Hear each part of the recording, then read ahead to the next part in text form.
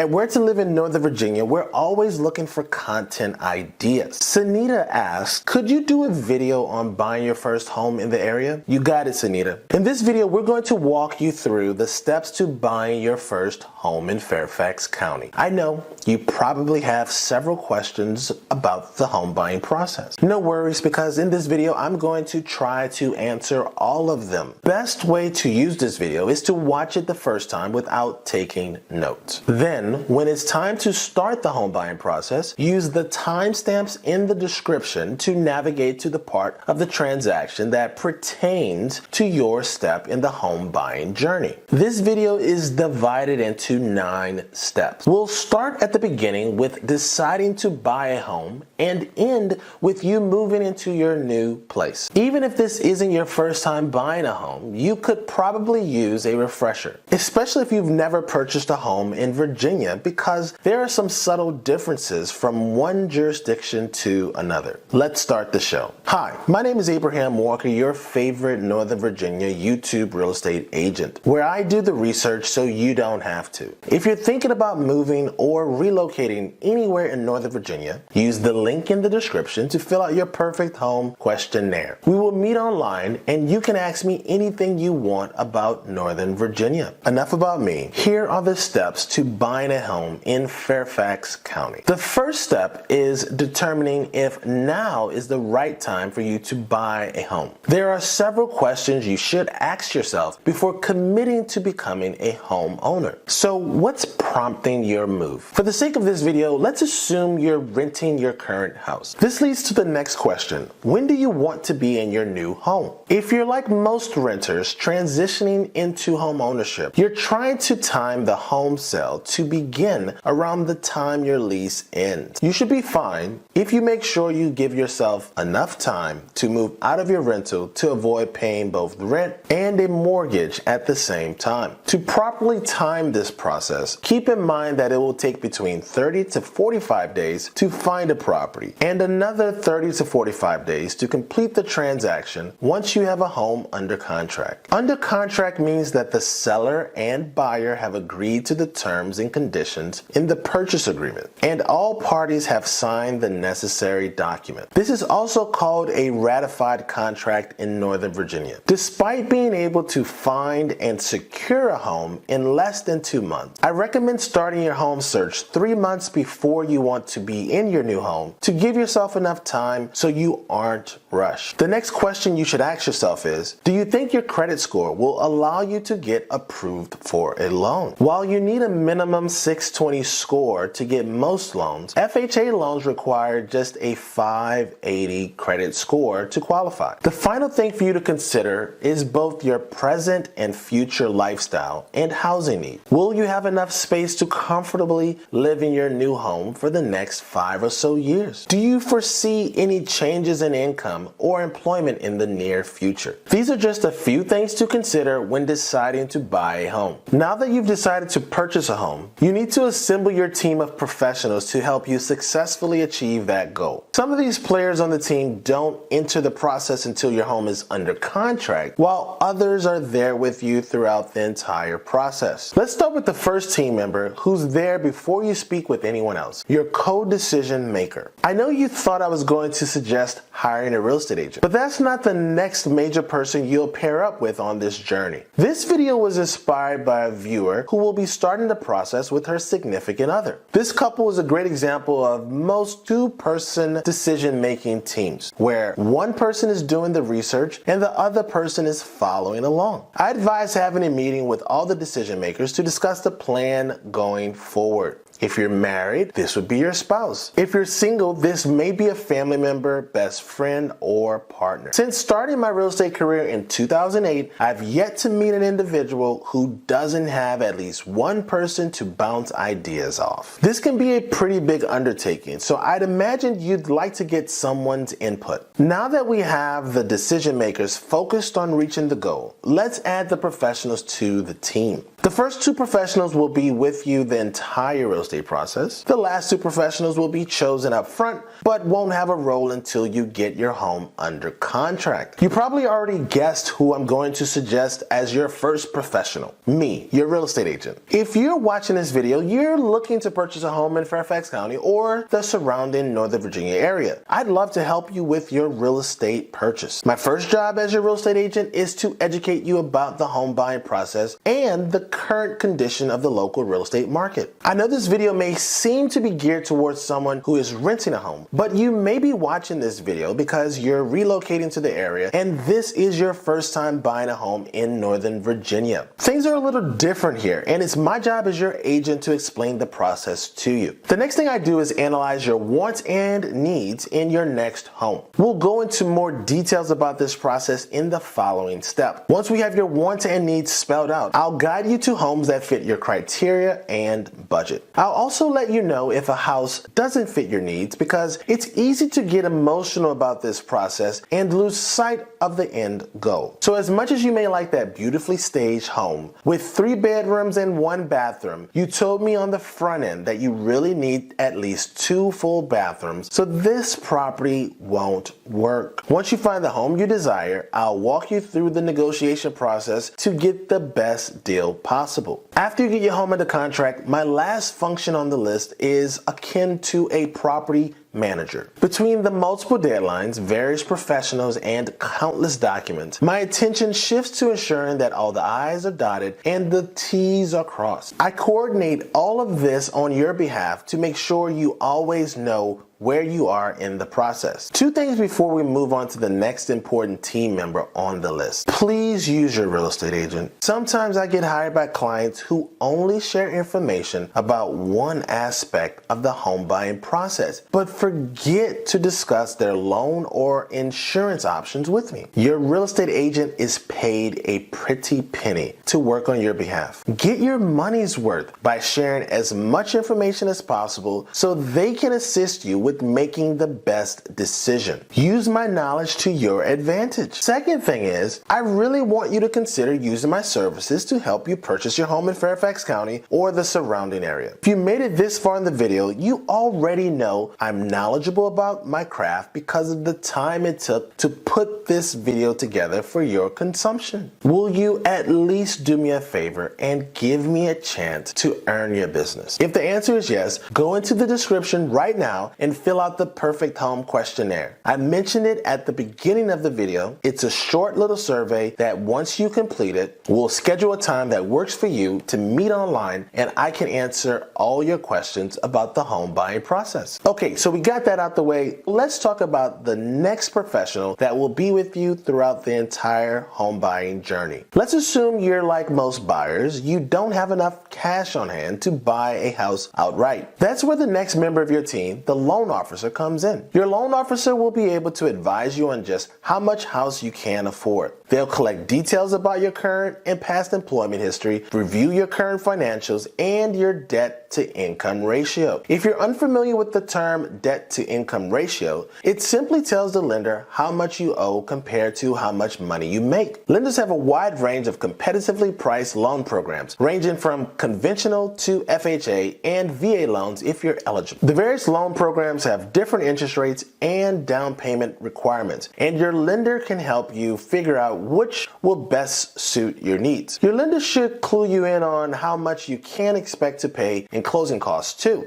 Closing costs are the fees the lender charges for issuing the loan. These fees will typically be between 2 to 5% of the loan amount. Again, this will depend on the type of loan you select. Your lender should advise you on this during the pre-approval process, but if they don't, be sure to ask. Your closing costs and down payment will determine how much cash you will have to bring to the table at settlement. Ultimately, you can't really begin shopping until you know how much you can afford to spend. Your lender will help guide you to the appropriate price point. Keep in mind, you don't have to spend how much you've been pre-approved for. It's very rare to meet a buyer who uses the maximum amount they are pre-approved by the lender to determine how much money they will spend on a house. You most likely already have a number in mind for how much you want to pay monthly for your new home. Don't be shy to ask your lender to translate your pre-approved number into a monthly payment figure. They should, and many do not, tell you your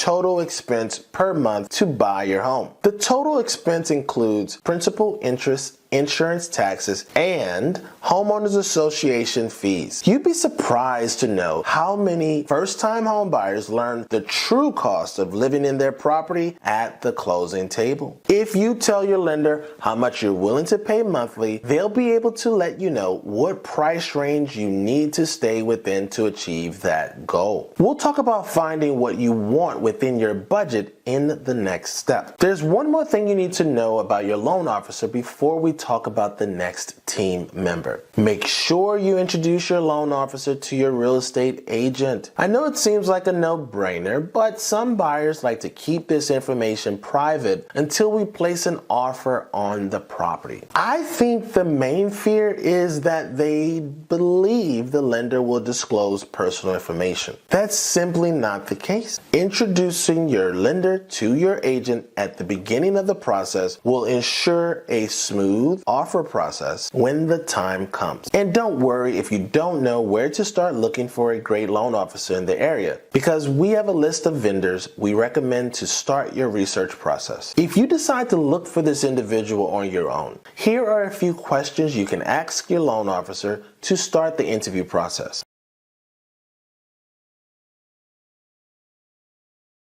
The next two players will not have a role in the home buying process until your home is under contract. I still advise that you research and select these individuals before you begin viewing properties to give yourself time to do your due diligence. It is not uncommon for my clients to ask me for recommendations for these two team members after the home is under contract. When we start looking at houses, you may feel compelled to try to inspect everything on your first visit. You'll soon realize that we're only inside properties for 20 to 40 minutes at a time. That isn't nearly enough time to make sure all the windows are working properly. This is why the fourth team member, the home inspector, is so important. After you place your home under contract, you will have an opportunity to inspect the property to verify its condition. We recommend hiring a licensed home inspector with effective communication skills who offer prompt delivery of reports. You won't be able to hire the home inspector until you place your home under contract. It's important to select this individual before you start searching for a home because you may have to perform your inspection quickly in a seller's market. If you plan on buying a home during the hottest times of the year, select two home inspection companies in case your first option isn't available due to demand. Don't worry if you don't know where to start looking for a great home inspector. We have a list of vendors we recommend to start your research process. When interviewing home inspectors, these are the main questions I would want to know the answers to.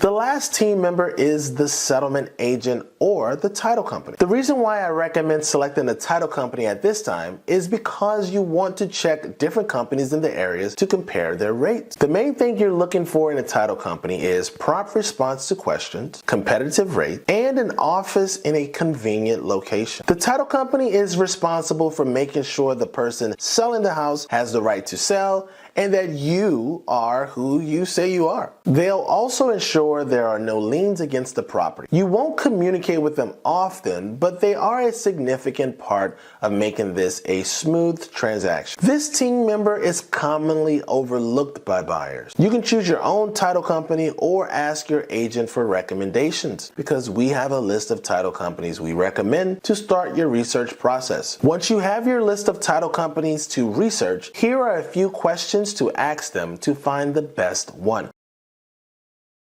Now that your team is assembled, it's time to find the perfect home. After you've hired an agent and been pre-approved by a lender, now you can get down to the fine details like where you'll live and what type of home you want. In this step, you'll make a list of your wants, needs, and deal breakers. I call this your perfect home analysis. You'll want to narrow down a location and determine what's most important to you in your next home. Consider the size and type of home you want. Do you need 4 bedrooms or can you manage with 3? Are you more interested in a single family home or a townhouse? Most importantly, we figure out if what you want is attainable within your budget. That's why I recommend getting pre-approved before you begin looking at houses. Ideally, you want to find a home in a location you like that meets most of your wants and needs. You may find that you have to give up a few wants to get your must-haves. In Fairfax County, this usually comes down to commute time versus home size. If you want a larger house with a yard, you may have to decide if you are willing to accept a longer commute and vice versa. Many buyers choose a smaller home, perhaps a townhouse, which is very common in Northern Virginia, over a single family if it will reduce the time spent on the road each day. Think of it as having 3 major things to consider when choosing commute time, home type, and price. If you're lucky, you'll get all 3, but if not, you'll need to decide which of the 3 you are willing to compromise on. Here are some other factors we'll discuss when choosing a home.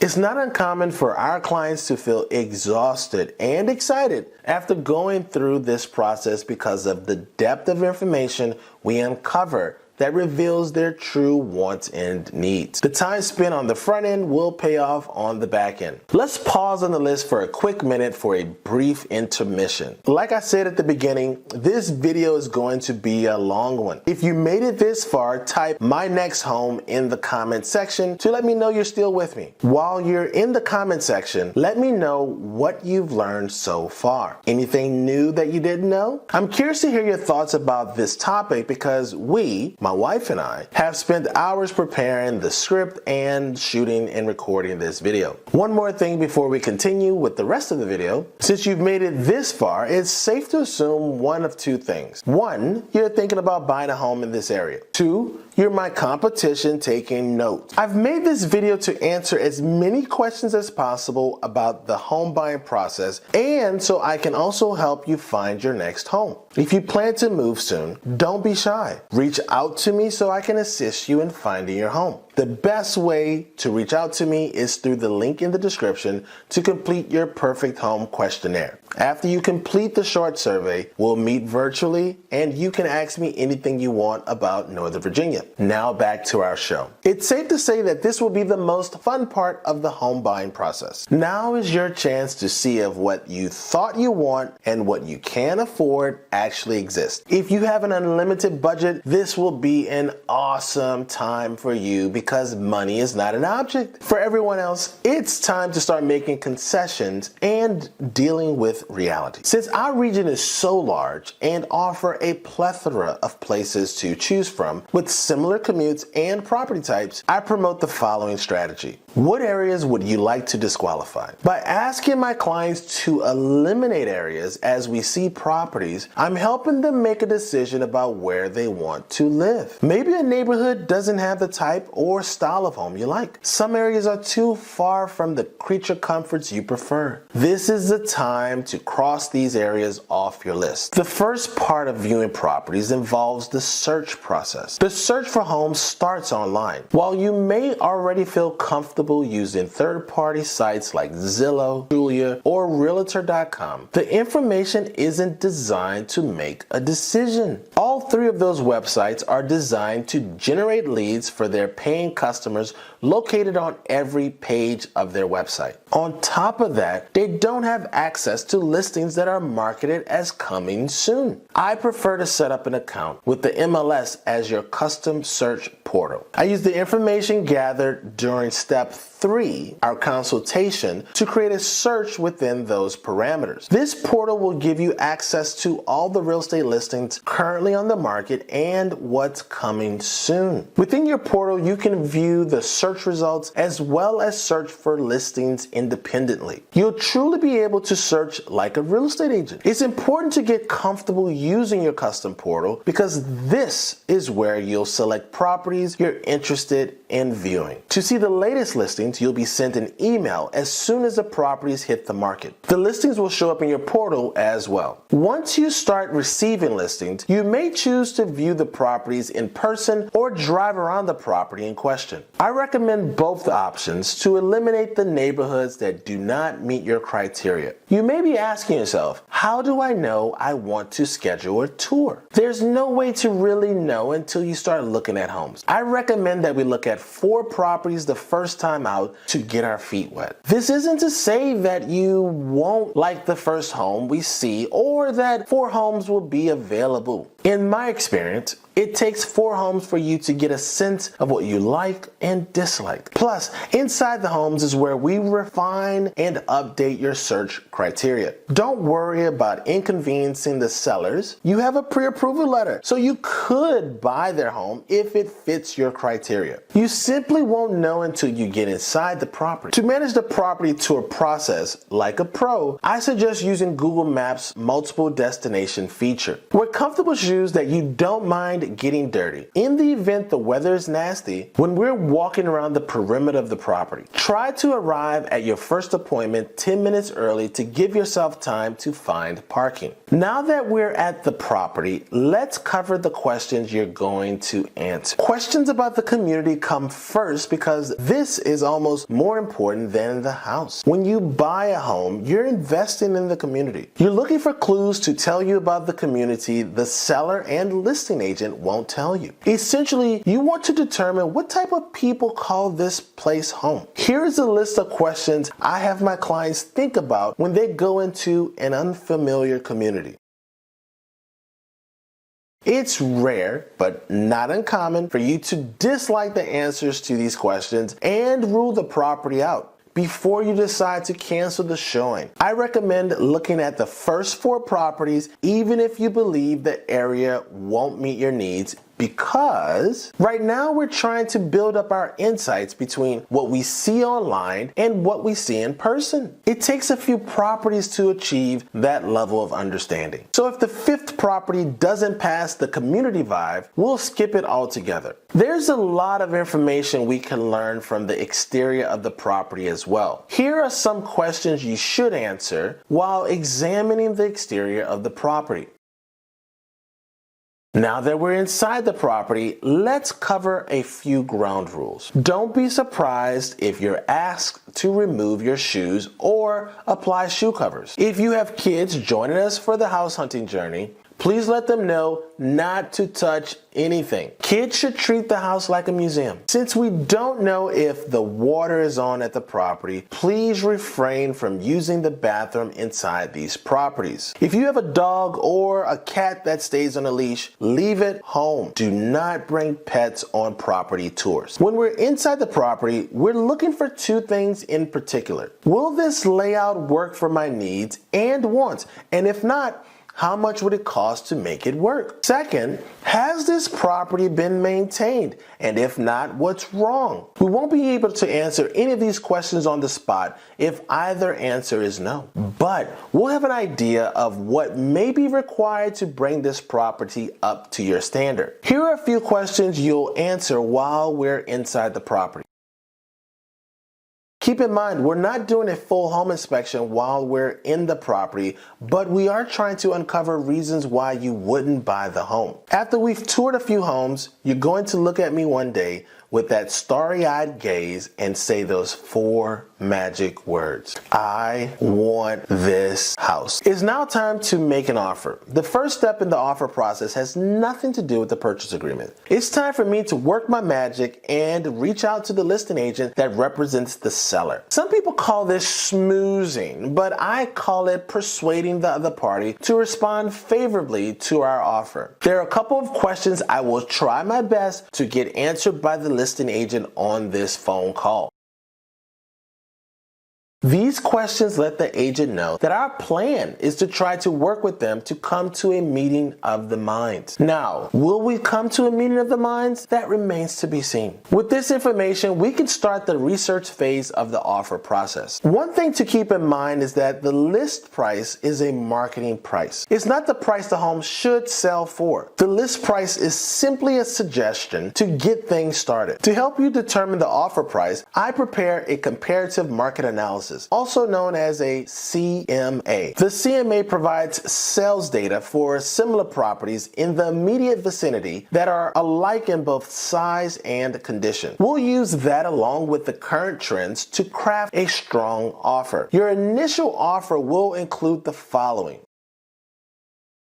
An earnest money deposit is an amount of money the buyers put down to show they're serious about purchasing the property. It protects the seller if the buyer backs out. It's typically around 1 to 3% of the sales price and is held in an escrow account until the deal is complete. Your earnest money deposit will be applied towards your closing costs or down payment at the settlement. Typically, the earnest money is held by the title company that will be handling the paperwork and transfer of title. If you haven't already chosen the title company in step 2, you will select the title company at this time. After you've made your initial offer, you would officially be under contract if the seller accepts the offer as written. However, if they choose to make any changes to the contract, you'd be in the middle of the negotiation process. You may end up going back and forth a few times before you and the sellers come to terms. Beyond the initial negotiations, there may also be the need to negotiate in the next step when you perform your due diligence. One thing to note about counteroffer. Each counteroffer is a rejection of the original offer. If anything is changed, and I mean anything, during this process, you do not have a ratified contract. Unlike most major purchases, once you buy a home, you can't return it if something breaks or doesn't quite work like it's supposed to. The home inspection will give you a better idea of the condition of the property. Of course, you may have noticed a thing or two when you initially saw the house, maybe a door that didn't open and shut smoothly, but during the home inspection, you'll see the place through new eyes. Literally new eyes, as in the eyes of the licensed home inspector from step 2. They'll be able to point out any defects and issues with the home. After the home inspection, they'll provide you with a detailed report noting any deficiencies. Home inspections aren't generally pass or fail, but rather they are a solid inspection report that lists things in order of priority. It'll point out safety issues and hazards, as well as things that you should keep an eye on for future maintenance. Armed with this report, you can go back to the seller and negotiate repairs or closing cost credit. I always tell my clients within the home inspection report they'll find elephants and mice. I recommend focusing more on the elephants, meaning major safety issues and defects. Think big ticket items and repairs. Some of those mice, small items, may end up on your future honey-do list. Depending on the findings, you may hire additional inspectors to take a look at structural damage, the roof, fireplace, etc. A home inspection will sometimes reveal so much that you may choose to walk away and void the contract. Your options will depend on what was originally negotiated in the previous step. To ensure the home is worth at least as much as they are lending, mortgage lenders will arrange for a home appraisal. The appraiser is a member of a third-party company and is not directly associated with the lender. When you take out a mortgage, the loan is secured by the value of the property. Banks are not likely to fund a loan for more than a home is worth. The appraisal is the bank's tool to let you know that the sales price meets the bank's lending standard. If the appraisal comes in low and the bank refuses to fund the amount necessary to satisfy the sales contract, you have 3 options. Negotiate a price reduction with the seller. Typically, appraisals come in about 2 to 3 weeks after contract ratification. That means you're probably within a week or two of closing. Sometimes sellers will negotiate a lower sales price so they can close as planned rather than coming back on the market with the uncertainty